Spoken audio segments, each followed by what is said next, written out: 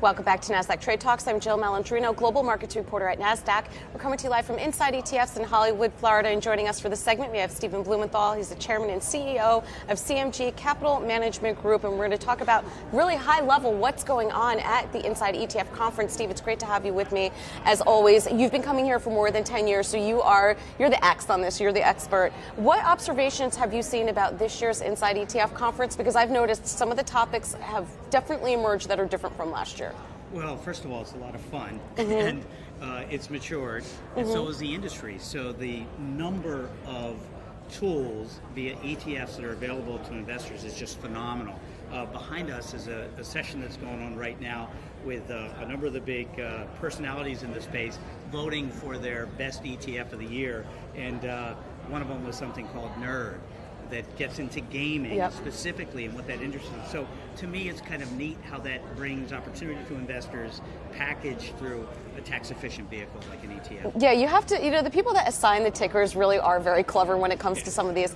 So in particular, what are you looking at this year? I know I've heard a lot about mitigating risk, that we've seen some volatility come back into the market. Finding different ways for income and dividend growers has really been key here. Yeah, so dividend growers are awfully popular, and there are a number of ways to invest in dividend growers.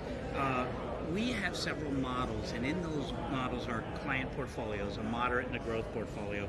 We use high-end growing dividend payers. These are companies that have proven to grow their dividends. Their management teams, their executive teams have habitually grown their dividends over year and year and year, where you can get yields almost in the 4% range with management teams that are supporting paying. And I think that that's really important today in a world that is a market that's richly priced. The dividend yields on the S&P are 2%, not 4%, and where, because we're so late cycle, because prices are well above trend, valuations high, it's likely that equities over the next 10 years are going to do 0 to 2%. So high-end growing dividend play is a good way to enhance. Yeah, and there's a distinction there. You're talking about high yield. Dividend growing is one thing. High yielding stocks is something completely different sometimes. Totally. There's a reason why you have a high yield on your stock. So when you're looking at dividend growers, you're also looking at underneath, when you look under the hood, that the company's more fundamentally sound. Correct. Well said. Thank you for that.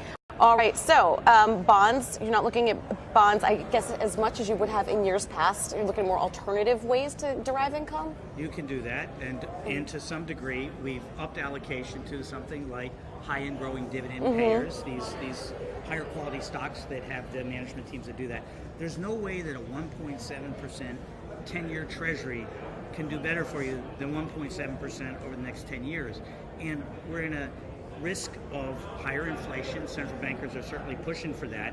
And if we're in a 2% inflation world, earning 1.7%, bonds can't help a portfolio. So there's a need for investors to reduce those historically traditional allocations to other types of return streams that can grow. It has to be challenging now. You have to think about the environment from a demographic perspective. A lot of baby boomers are coming into retirement. They don't necessarily have the luxury of time to go through another cycle when they need to derive that income off their portfolios. So we're coaching our clients and our advisor clients that to think entirely differently about fixed income.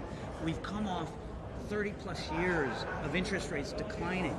That's the world that everybody's familiar with. 1.7% can't go much lower. If it goes up 1%, that bond loses 10%, 8% technically. If it moves up 2%, if it moves up 3%, you're talking about 25% losses.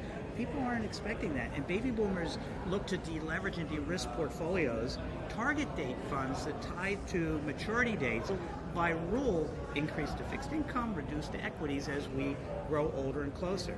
75% of the money's in the hands of pre-retirees and retirees, and if a lot of that money continues to flow, and that's been the surprise, the money's flowing into bond funds, I'm concerned that a lot of investors are doing this at a time that they don't understand the risk. That's a really good point. Thank you so much, Steve, for joining us at Inside ETFs.